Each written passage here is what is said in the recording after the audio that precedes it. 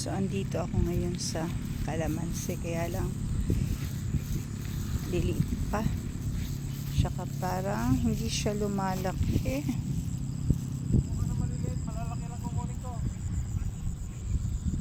Ayan, talong, maraming talong na tanim. So pitas tayo ng konti pang ulam.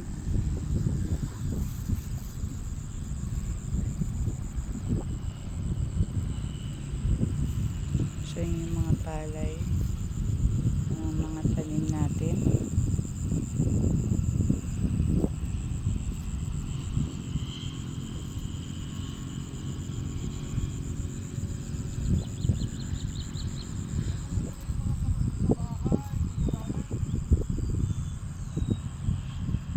Ayun si tatay at ang asawa ko namimitas ng talong.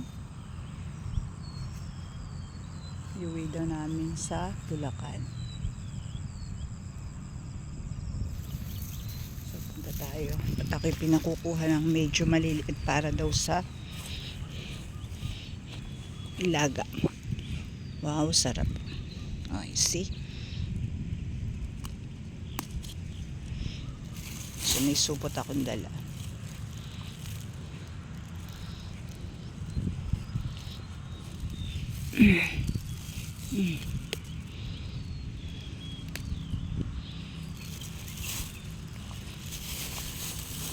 So palipas na rin yung kanilang talong. Aray ko, ito yung masarap ilaga, yung ganito lang kaliliit.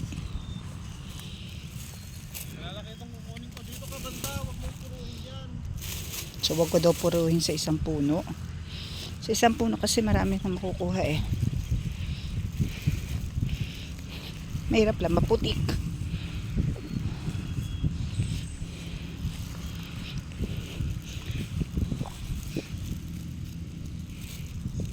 See. Ang dami bunga ng kalamansi. Kailangan magtalbos tayo sa kalamansi para lumaki. So ito yung kalamansi. So siguro dapat namin siyang talbusan para magsaringit. Hindi kasi natatalbusan eh.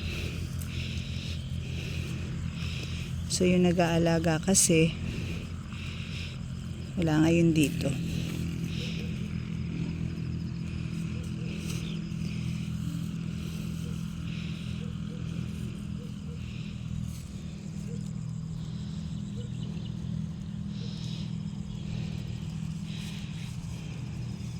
So enjoy na enjoy ang asawa ko mamitas. So enjoy life sa probinsya. So medyo mainit na rin.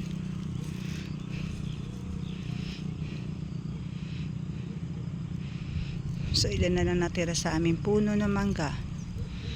Ayun na lang oh. So bali ilang puno na lang to? 1, 2, 3, 4, 5, 6, 7, 9, 10 puno na lang. Kasi tinaniman namin siya ng kalamansi pero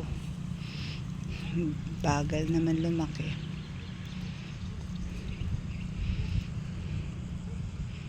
Sana may magturo sa amin kung paano talaga mag-alaga ng kalamansi. So bye for now.